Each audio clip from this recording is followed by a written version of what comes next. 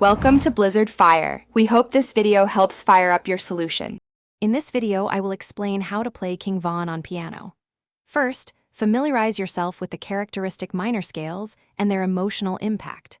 Next, pay close attention to the syncopated rhythms that drive his tracks, often around 140 beats per minute. Then, identify the repetitive melodic phrases and the foundational four-chord progressions. Finally, practice these elements slowly, building speed and confidence over time.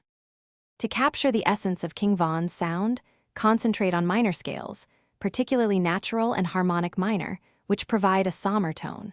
His music often features strong syncopated rhythms, so practice playing offbeat to achieve that distinctive groove. Focus on short, memorable melodic phrases that repeat throughout a track.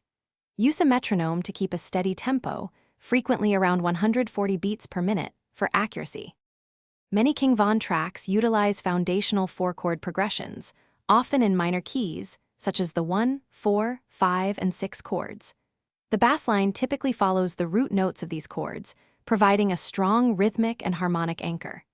Experiment with chord inversions to create seamless transitions and add depth to your playing. Practice coordinating your left hand for bass patterns and your right hand for chord voicings.